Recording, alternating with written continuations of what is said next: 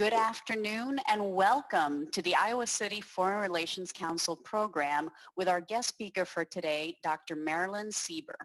Thanks to Dr. Sieber and to everyone who has joined us online today. I am Sandra Morrow, ICFRC board member and officer and host for today's program. Come on over. Before we begin, welcome. Before we begin, ICFRC would like to acknowledge and thank its donors and sponsors for their support. This list includes Midwest One Bank, the University of Iowa's International Program, the University of Iowa Public Policy Center, the Stanley UI Foundation Support Organization, the Iowa Arts Council through the Iowa Department of Cultural Affairs, the University of Iowa's Honors Program, all of ICFRC's members and donors, and ICFRC also thanks City Channel 4 for its support in live streaming our in-person programs and for providing access to all ICFRC's programs along with the UI Library archives. So ICFRC has adopted the Native American Land Acknowledgement prepared for the City of Iowa City's Ad Hoc Truth and Reconciliation Commission and Human Rights Commission. We recognize that our home community of Iowa City now occupies the homelands of Native American nations to whom we owe our commitment and dedication. The area of Iowa City was within the homelands of the Iowa Meskwaki and Sioux, and because history is complex and time goes far back beyond memory, we also acknowledge the ancient connections of many other indigenous peoples here. The history of broken treaties and forced removal that disposes indigenous peoples of their homelands was and is an act of colonization and genocide that we cannot erase. We implore the Iowa City community to commit to understanding and addressing these injustices as we work towards equity, restoration, and reparations. As we get started, I would like to cover some Zoom etiquette tips. This is the time to make sure you know where your video and audio mute and unmute buttons are located. Please keep your audio and video turned off for the duration of the presentation so you do not interrupt the speaker during her remarks. Following our speaker's presentation at about 12:45, we will have a 15-minute Q&A that you will be able to submit your questions via the chat function. At that time, we invite you to turn on your video, but please keep your audio muted to avoid any background noise. It is now my pleasure to introduce Dr. Marilyn Seiber, who will speak about 35 years on the ground in Cuba. Dr. Marilyn Sieber has been involved with Cuba since 2004, traveling there 21 times. She chairs the Cuba Partners Committee for the York Avenue Presbyterian Church in Washington, D.C. that has a partnership with First Presbyterian-Reformed Church of Havana. Dr. Sieber has served on the steering committee of the Cuba Partners Network of the Presbyterian Church USA and currently is a member of the network's Advocacy Committee. She has organized a similar Cuba network for National Capital Presbytery. Dr. Sieber is an international economist, retired from federal service on Capitol Hill and the executive branch. Her expertise on international trade, finance, and monetary policy has enabled her to serve at the highest levels of government. She was senior economist on the U.S. House of Representatives Committee on Banking and Financial Services and chief economist on the Committee on Small Businesses. In the executive branch, she has served as director of international economics at the National Security Council, special assistant and economic advisor to the Undersecretary of State for Economic and Agricultural Affairs and to the Undersecretary of Commerce for International Trade, and advisor to the General Counsel at the Office of the U.S. Trade Representative. She has served as an economic consultant to the World Environment Center and has been an adjunct professor at the Johns Hopkins School of Government and the University of Maryland University College.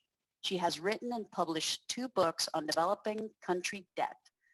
She received her PhD in International Relations and International Economics from the American University in Washington, D.C.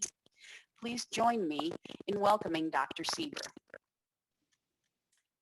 Thank you, Sandra. I really appreciate the opportunity to discuss with you the current economic situation in Cuba, and especially the perspective of U.S. Presbyterian Church partners over the last 35 years. As you mentioned, my first trip to Cuba was in 2004, and I worked with the New York Avenue Presbyterian Church, and our partner is in Havana. I think few in the U.S. are aware of the conditions and economic hardship that most Cubans have endured over the decades, and they've been made much worse by the so-called perfect storm that's happening this year with the U.S. embargo and Cuban government currency reforms, and of course the COVID pandemic. So I want to cover 3 basic areas. The first is being U.S. policy toward Cuba over the past recent administrations. And then secondly, what's been happening now because of the impact of the trifecta of the perfect storm of the embargo and COVID and currency reform. And finally, the advocacy efforts that we in the U.S., the Presbyterian Church and other churches and NGOs are doing to try to alleviate the humanitarian crisis that's happening right now. So one caveat, I will not be talking about Cuban government policies, except for the currency, and will not talk about democracy and human rights issues. Those are a whole other area. So for U.S. Cuba policies, as you probably know, President Kennedy imposed an embargo on Cuba 2 years after Fidel Castro came to power. And this has gone on all these decades with increases through legislation in 1992 and 1996 to strengthen the embargo. It is operated, overseen by the U.S. Treasury Department, formerly the Office of Foreign Assets Control. And Treasury has the power to interpret and enforce legislation. And so therefore, over the administrations, there has been an increase in restrictions or an easing in restrictions depending on the administration and their policy. The goal of the embargo has always been to starve the Cuban economy, to make it nearly impossible for the Cuban government to function and to deprive the Cuban people to such a degree that they will rise up against the Cuban government and overthrow it. Obviously, the situation has always been complicated, but a recent report last month said that the outcome is actually very simple. The embargo is a failed policy and has not come close to meeting its objections. However, what has happened is that it's been overwhelmingly successful in harming the health and the well-being of the Cuban people. So the embargo touches on all facets of economic and financial relations, broadly including trade, travel, and banking. So I'm going to start to talk about travel. Basically, all travel is prohibited except for certain categories of exceptions. There are 12 categories, such as education, humanitarian, religious, journalism, government, and research, to name a few. But they can be changed. When I first went in 2004, I went on a humanitarian visa, and humanitarian license, and we took boxes of medicines that we distributed to clinics and the Catholic Church Caritas. But 3 months later, the George W. Bush administration eliminated humanitarian travel and tightened to almost non-existence education and research.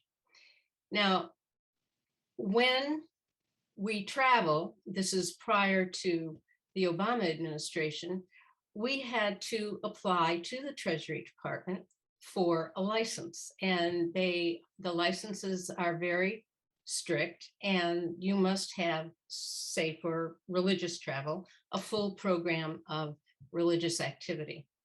And this is true with all of the categories that are allowed. Fortunately, under the Obama administration, the 12 categories were changed to a general license. So now we can just not get a license and travel to Cuba, but we still have to prove, when asked, that we've been on a full program of religious activity.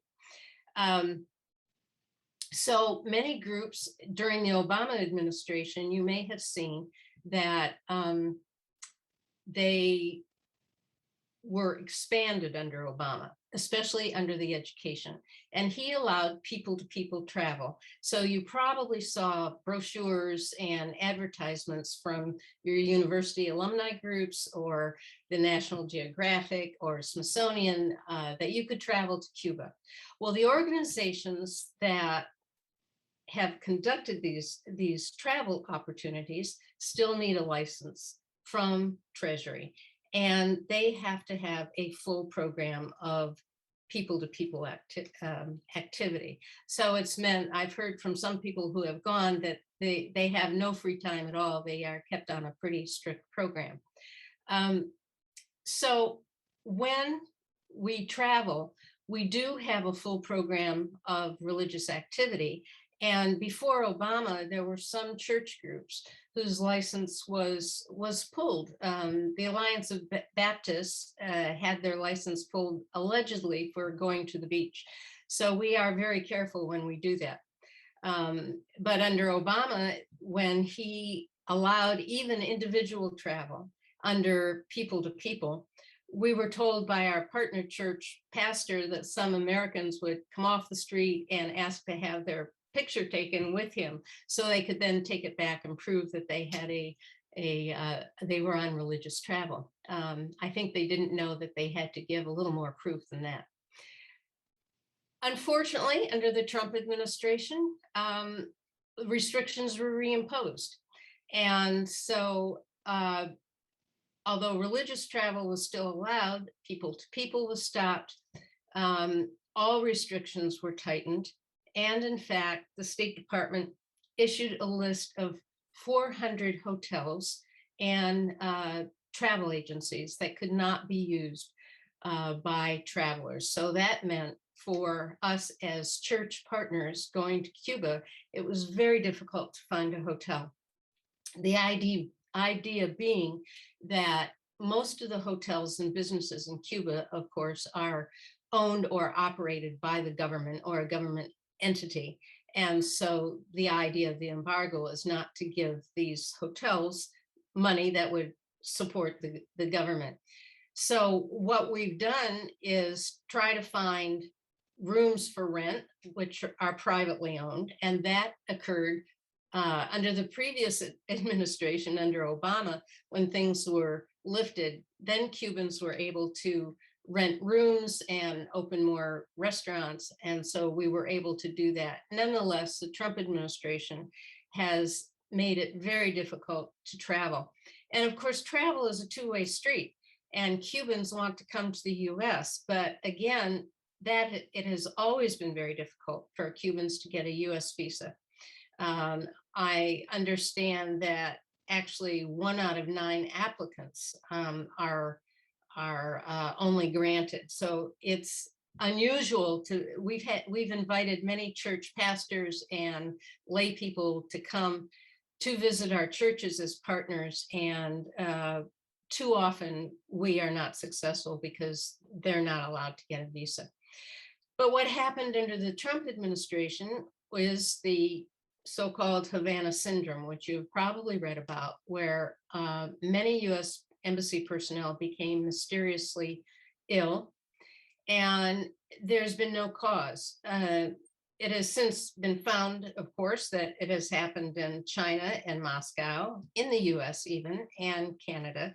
But the embassy remains closed. President Trump and Secretary Tillerson basically closed the consular section. What that meant for Cubans is that if they needed to go to the US, then they had to go to a third country, most likely Mexico or Guyana. But it is prohibitively expensive for most Cubans. They have to get a plane fare, a flight, and stay for at least a week in a hotel and wait for their interview at the US Embassy with no guarantee that they will get that visa. So it has basically halted travel of our partners to come to see us. They do, of course, ask for our help. And sometimes, not often enough, we are able to help by calling legislators who intervene, and we'll get one visa granted, for example. But the burden has really been on our Presbyterian pastor partners in Cuba, because they say that everyone comes to them begging them for help. Cuban families cannot go to see their loved ones. They have begged for help with visas to see a mother who's in the hospital dying, or wanting to be there for the birth of a grandchild, or a brother who's been in a car accident. Whatever their reason, very often they are desperate to get to the US, and there is absolutely nothing that can be done. It is a very rare instance when they somehow do get a visa. So the second major category of the embargo is trade. And basically trade is prohibited. There are exceptions, of course, and these exceptions are most likely because of certain members of Congress who are from agricultural states, and they want their products to have the opportunity to be exported to Cuba. So at one time, you might have seen peas from Montana, or at one time in 2004, I saw a pile of empty cartons of Purdue chicken boxes. And maybe 4 or 5 years ago, we were walking around and saw Virginia apples crates that had no Virginia apples in them, but the crates were being used by Cubans as display cases in the plazas. So that was one time. And it's rare that this happens, but unbelievably, the US is actually the third largest trading partner with Cuba. But we are shooting ourselves in the foot, because Cuba would love to trade with us. It is much more expensive for them to get products from China and Vietnam because of shipping costs, and they like US products. So if we had an open trade relationship, it would benefit both sides. But so far, that really has not happened. The third area is banking and financial restrictions. And this is probably very difficult for both sides because they're very onerous. There basically is no banking relationship with Cuban, and banks are fined heavily if they try. This means that we as church partners travel to Cuba and must carry cash only, no credit cards. And if we want to take financial support to our partners, we must take it in cash, no checks. The reaction to the Cuban government, to US sanctions that have at times become more strict, was that they have imposed a 10% surcharge on exchanging US dollars for their Cuban convertible peso. This makes it even much more expensive for our churches in the US to visit our partners in Cuba. Sometimes people will change US dollars in the US to euros or Canadian dollars. But most of the time it doesn't make much sense because we're not there long enough or have enough money to make it a reason to do that. The biggest problem that hurts Cubans is the issue of remittances to both family members, individuals, and organizations. And this policy with the US has changed over the administrations. Generally, they've been very restrictive. Under the Bush administration, families were allowed to send money to family members once a year. And organizations such as ours were allowed a maximum of $3,000. So that obviously has hurt church partnerships. Obama lifted these restrictions, and his administration said that remittances are unlimited, both in quantity and the number of times that they can be sent. That, of course, made things very easy, but then the Trump administration came in and tightened it again, dramatically curtailing such remittances to families, and it's down to $1,000 per quarter for families. And they removed all donations to Cuban nationals and organizations. So of course, this hurts our church partners. Making it worse, effective this past November, the Trump administration restricted further the processing of remittances, which effectively closed down Western Union services in Cuba. And so now these services do not exist, and there is no way to get family money unless it's hand carried, which is not happening now. During the Obama administration, there was such hope because in December of 2014, both President Obama and President Raul Castro went on TV simultaneously and announced that they were easing and trying to improve the relationship between our two countries. The biggest event was that we would now have actual embassies and ambassadors rather than chiefs of mission. And the other big thing for Cuba was that the Obama administration removed Cuba from the State Department's list of state sponsors of terrorism. And this alone also lifted many of the restrictions for financial transfers. So it was good all the way around. They immediately established 22 working groups to discuss such areas as mail, commercial flights, environment, anti-narcotics, a whole range of issues, and had made quite a bit of progress. In fact, one of the most exciting things for church partners was that we could then fly commercially to Cuba. And JetBlue, American, Southwest Airlines were now flying from various states in the US to Havana and a few cities in the rest of Cuba. The first time we did it was amazing to check in at National Airport in Washington, DC, give them our luggage and not see it again until we got to Havana, which was a totally different process than we had experienced for years, being required to take charter airlines, and which we didn't know if we would be able to get on because each charter airline flight was only approved the month before we were going. So this lifted a lot of the concern and anxiety of even getting there. And under the charter, we would have to go to Miami, and which meant that we would have to be going the night before and be at the Miami airport at 4:30 in the morning, and then wait for 4 hours to check in.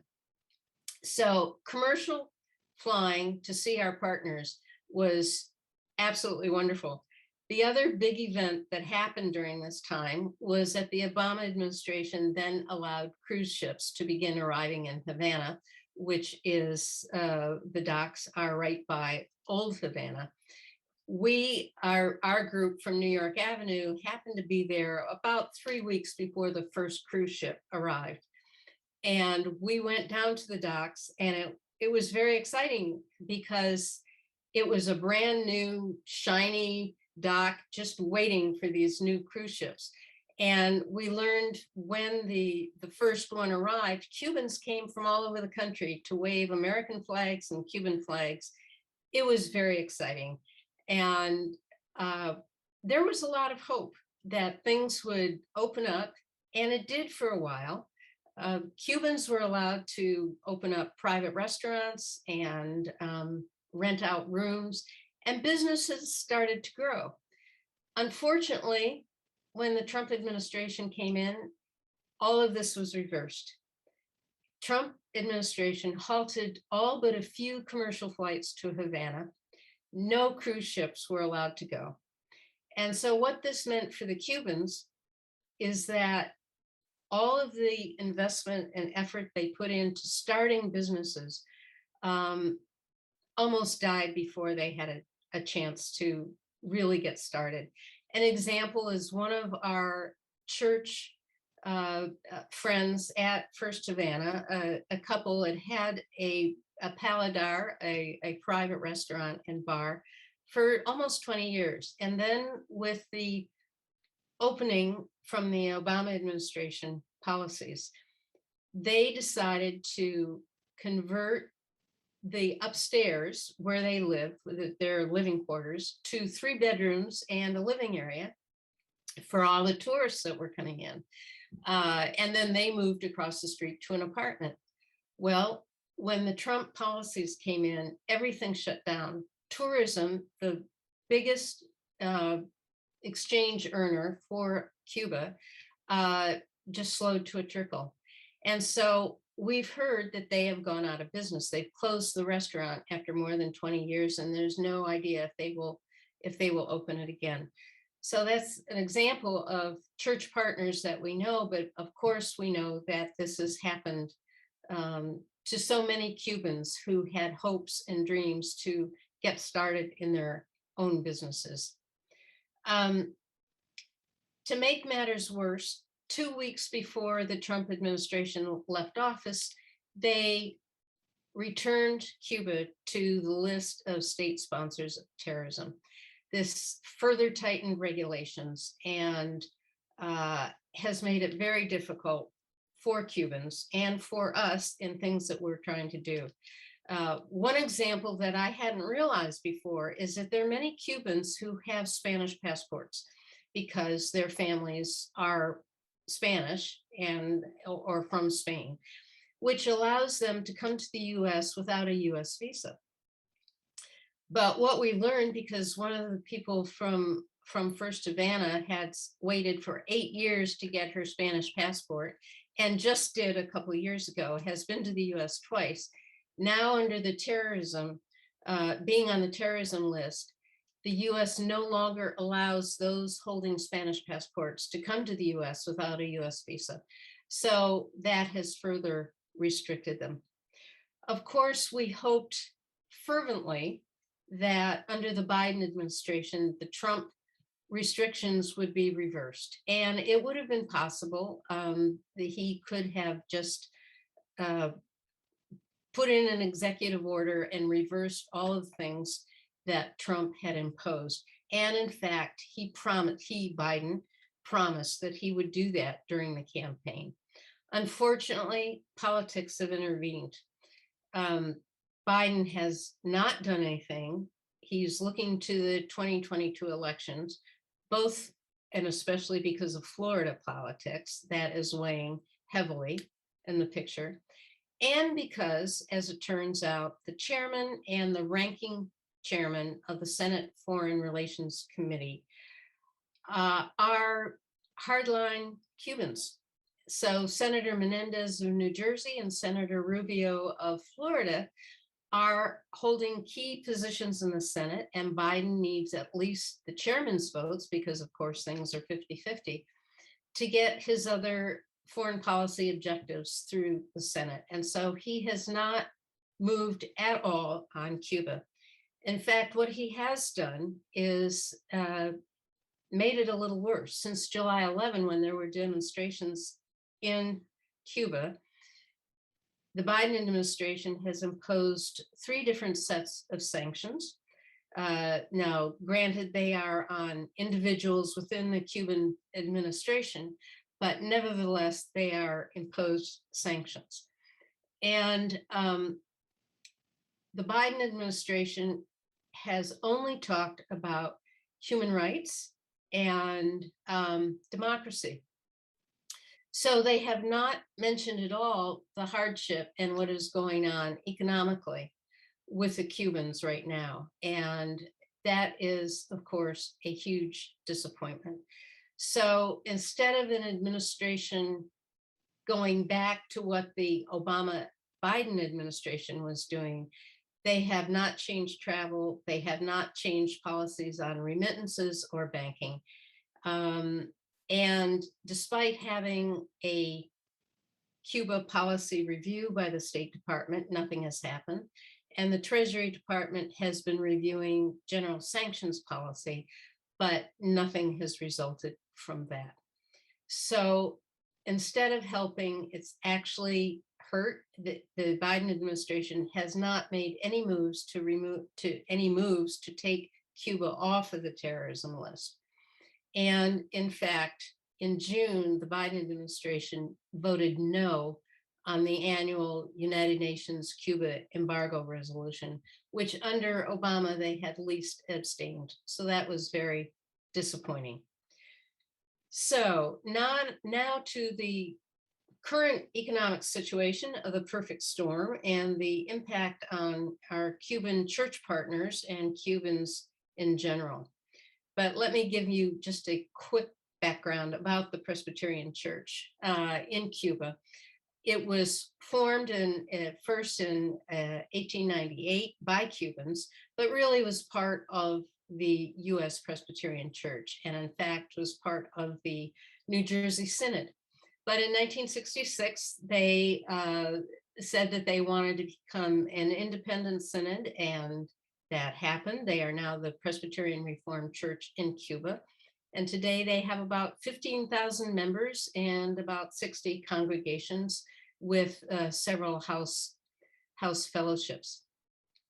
In 1986, Cuban and US Presbyterians issued a joint mission agreement with the idea of working together as partners.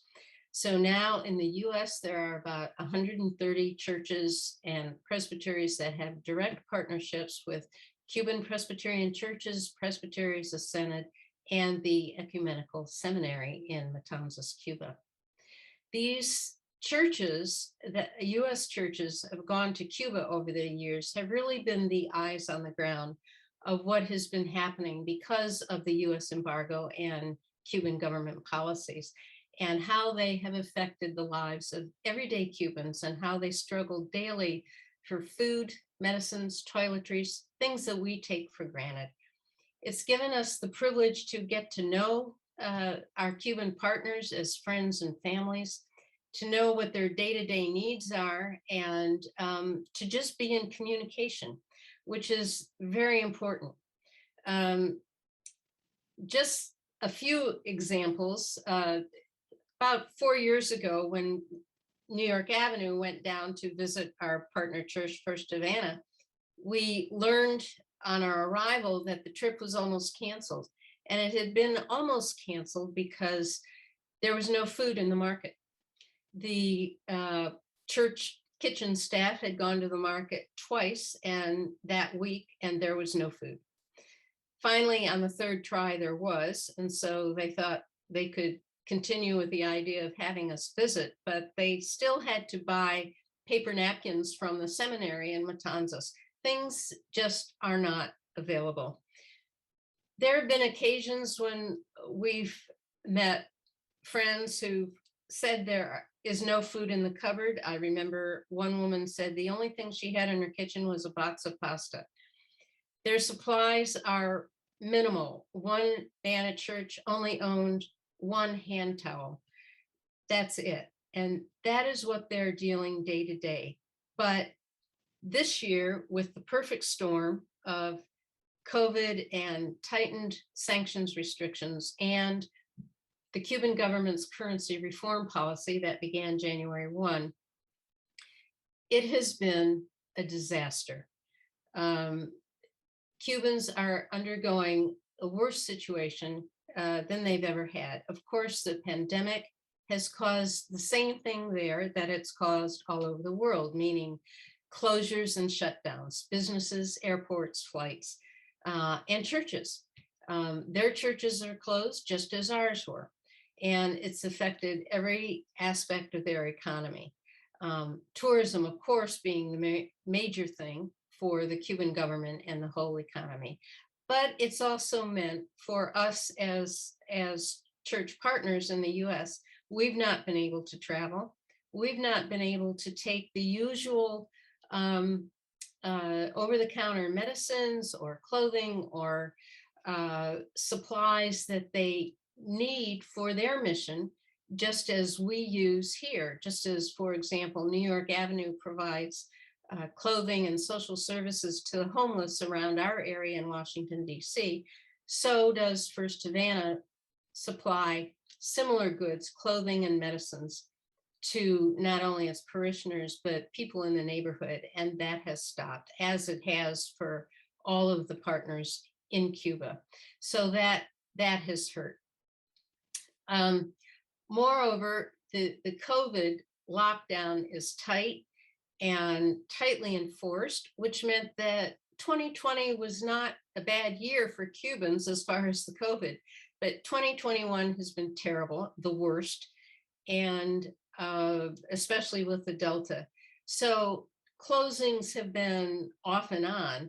And even though scientists, Cuban scientists, were able to develop early on 3 vaccines, they couldn't, because of the embargo, they could not get the machinery to mass produce or quality control, and they couldn't get syringes. They have since been able to get some of this, and Cubans now are this month about 70% vaccinated. They hope by November, 90% of the population, which is 11.3 million, will be vaccinated. And by December, all Cubans will be vaccinated. The government has announced they hope that regular commercial flights will open next month. So hopefully that will ease some of the problem. But the economic situation for Cubans today, because of this and the embargo, according to our Cuban pastor friends, have said that it is a worse situation today than it was in the 1970s after the Soviet Union pulled out and Cubans then were starving. That was known as a special period. But our friends and pastors tell us today that the situation in Cuba is as bad or worse than it was in the special period. Cubans, in short, are starving. There are long lines for food that often doesn't exist. They'll wait 4 or 5 hours, and at the end of the line, there may be no food. There are no medicines, either over the counter or prescription. They will stand in line for hours to try to get anything that's available. As an example, the current pastor at First Havana told us recently that an 85-year-old woman parishioner called her to say that she had come down with COVID and that she had a very high fever. The pastor suggested that she take aspirin, but she said she had none. So this pastor, a young woman, broke Cuban curfew 11 o'clock at night to take aspirin to this woman. So it is the embargo and the whole situation is hurting Cubans, and also is dangerous if you break break the curfew. Third, Cuban government's currency reform policies, which came out of the blue, frankly, being imposed January 1, mandating that henceforth there would be no more convertible currency, and the government would have everything as a single currency, the Cuban peso. Well, the convertible currency is about 4 times the value of the Cuban peso. Inflation quadrupled. And the government then said that salaries for Cuban workers would increase by 4 times. It was mandated. And for most of the businesses in Cuba that are linked to the government was providing subsidies so they could pay the quadrupled salaries.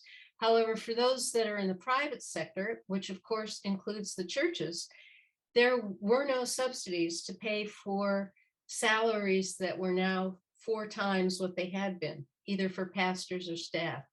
Moreover, basic necessities for the churches, water, electricity, phones, also have quadrupled. The churches lack not only the resources for salaries, but for just their basic operations of printed communications, which they need now more than ever because they're not meeting. Some are open, but it changes. And for things like food and supplies that they provide in their mission to the elderly and to the homebound. So it has been very, very difficult. What are we doing as church partners? What advocacy are we trying to do to help curb this humanitarian crisis that's going on right now, not only as church partners, but other churches and NGOs? We are trying to do as much as possible to get humanitarian aid to the Cubans. Now, the US embargo legislation allows for humanitarian aid, but putting Cuba back on the terrorism list has added immeasurably to the hoops that must be jumped through, the paperwork, and the difficulties of doing it. In March, we had a webinar with our Cuban Presbyterian Church leaders, and they outlined that they thought they would have a shortfall of at least $75,000 to operate by the end of the year. So as church partners, in very short order, we raised the amount of money they needed, expecting that we would send it to them by Easter. And that has not happened because of the difficulty. And we do send this, whatever financial resources we have is sent legally, but the terms and conditions have become very difficult. And as of today, that money is still sitting in the US, and they have not been able to receive the financial support that we hoped would ease them through this year. Another effort that we've made, our Cuba Partners Network, is for a year and a half has been working to get a 40-foot container ship to send 14,000 pounds of rice and 13,000 pounds of dried beans, 6,000 pounds of powdered milk, and a pallet each of coffee, soap, and detergent. And at the very end, we were able to secure more syringes. But this too has been very much hamstrung by new requirements. But thankfully, the ship left New Orleans on Saturday, September 25th, and is due to arrive this Saturday, October 9. So that will be a victory. Another way we've tried to help is through what we call topping off our Cuban pastors' cell phones so they can use WhatsApp. It is a very easy thing to do, very legal, that we can just do online. And so that has helped them tremendously. But beyond the Cuba Partners Network and the Presbyterian Church, we also have a wider church. The Presbyterian Church in the US has an office in Washington, the Office of Public Witness, and works with other church partners in a group called the Cuba Working Group, as well as NGOs, the Latin America Working Group and Washington Office on Latin America.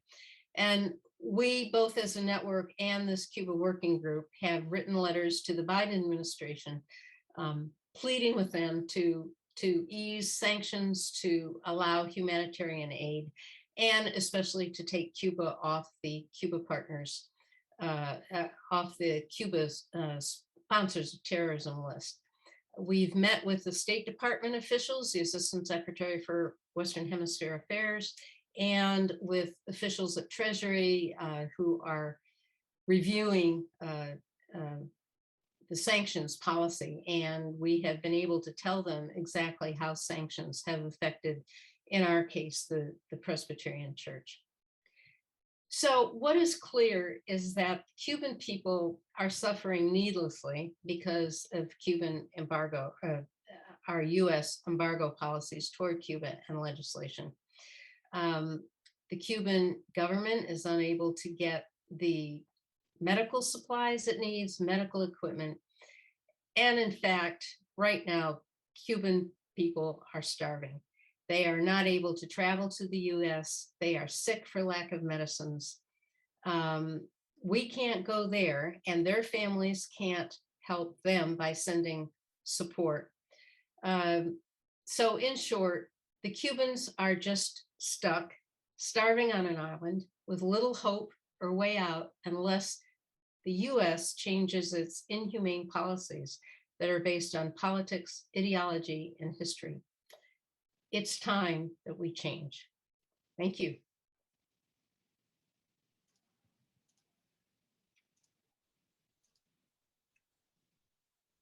All right. Thank you so much, Dr. Sieber, for that wonderful, wonderful program. Now we will move on to the Q&A portion of the program. Please submit your questions via the chat function. You can access the chat function by clicking on the chat box icon, which should be located near your audio and video buttons. While we wait for questions to come in, ICFRC thanks its members who have renewed their annual membership in ICFRC, and we invite those of you who have not yet renewed your membership or joined ICFRC to do so at icfrc.org. ICFRC depends on the financial support of its members and friends to continue to provide high-quality international educational programs at no cost to our community, so we appreciate your membership and support. Well, we will transition into the Q&A session. Feel free to turn on your video at this time if you would like, but please remain muted. So let's see, questions. First question. How much of their food are Cubans able to produce? Very little. They import 70% of their food. And of course, they do have, some of them have their own gardens, but the larger agricultural production is regulated by the government. We've been told that, for example, tobacco, which is a big money earner, not food, of course, but the government tells them when to plant. And I think that is true in a lot of the areas. So 70% is imported.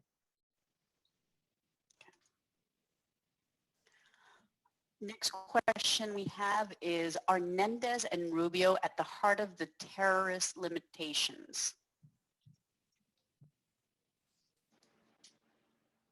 At the heart of the terrorist limitations, meaning having at the heart of putting Cuba back on the terrorist list, state sponsors of terrorists. Yes. We know that in the past, Rubio has, under Trump, had what we call the back channel to the White House and was pushing as much of a hard line as possible. I can't talk about Menendez, but he is not unhappy, I'm sure. Next question is, do other countries provide support to Cuba? Yes, some do. They have been able to get some supplies from China and Europe, some from Latin America, but not a lot, not as much as they need, because for example, energy, of course, they were getting oil from Venezuela, and Trump imposed greater restrictions on that. And so they have problems with energy, getting gasoline for cars or electricity running. There is some aid, but not as much as they need by any means. Okay. What is the process for Cubans who actually managed to get into the US via Mexico, for example? Ah, that's interesting. Until the Obama administration, US policy was what we called wet foot, dry foot. In other words, if a Cuban left and most likely went across the straits to land in Florida, if they were picked up wet foot in the waters, then they were returned to Cuba. If they managed to land, therefore dry foot, they could stay with an expedited process to getting a green card and staying in the United States. One of the things negotiated between the Obama and Castro administrations was that policy went by the wayside. So what has happened is that many more Cubans are going via Mexico. And so some of the crowds at the border include Cubans. In fact, one of the recent trips, I was with a Cuban driver going to the seminary in Matanzas, and he was very worried about his young daughter in her late 20s and her husband, because they had left Cuba and arrived in Mexico and were trying to get through the border. And I don't know what happened, but of course, it's very worrisome. So it's very hard for Cubans to get here now, harder than it was. Are supplies able to be sent via Mexico? AMLO has been a friend of Cuba. Are supplies able to be sent? If they are, they're illegal because of the embargo.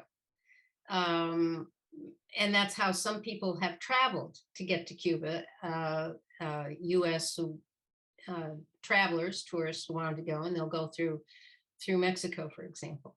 But if they're caught, it's a very heavy fine. One elderly woman in her early 70s went on a biking trip, wanted to go birding in Cuba, and she went via Mexico, and she was fined $8,000 by the US Treasury. So if you're caught, there's a problem. But yes, a lot of people and organizations go through Mexico. Okay. Then the next question is, if you would like to share some about the U.S. Presbyterians, what U.S. Presbyterians receive from Cuban Presbyterians, mutuality in different ways. Oh, wow. That's really something, because we all think that we gain so much more. What happens is there is a very special bond between Cubans and people from the US. I don't know what it is, whether it's history or they have so many relatives in the US, but there is just a natural affinity. And once you go, as many US Presbyterians have said, we're hooked, because the warmth and friendship is so deep. The worshiping together, praying together, we are in contact. Now it's easier because more Cubans are getting email, not everyone, but it is truly a mutual relationship that is honestly hard to put into words, but it's a very strong bond of our faith and our love and friendship for each other. So that's what we get. So the next question is the food shortage due to the inability to get seeds? When we were there before Castro died, we saw land that was not planted due to the inability to buy seeds. I don't know that specifically. I think there is a lot of problem with inputs, especially fertilizer. And a lot of the agriculture has gone organic because they lack what we would call traditional input of fertilizers. I can't tell you about seeds, but I wouldn't be surprised. It's always a combination of things. It's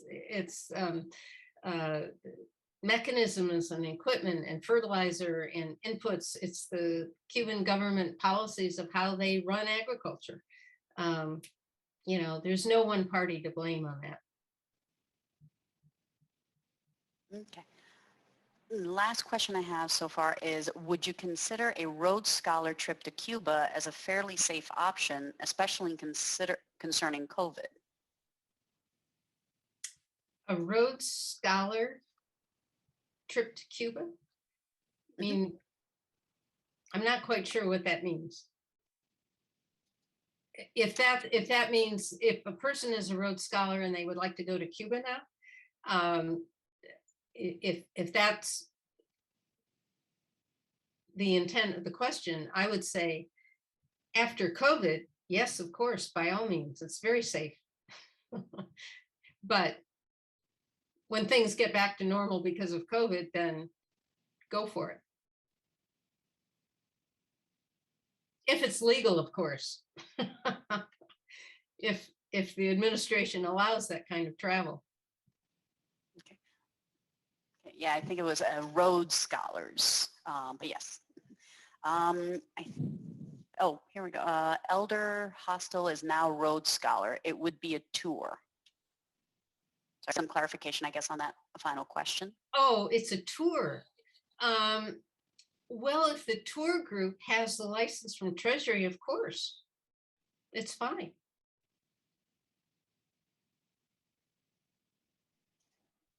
All right, that is the last question I see that pop up on the chat. So we're now ready to conclude our program. I want to give a big thank you to Dr. Sieber for her wonderful presentation and for sharing her expertise with us today. Dr. Sieber, I am honored to virtually present you with the ICFRC's highly coveted ICFRC mug, which you can use for coffee, tea, or the beverage of your choice. We will coordinate delivery details with you very soon. Thank you. Thank you. It has been a pleasure. Big thank you to everybody, our viewing audience, for joining us as well. And we are adjourned.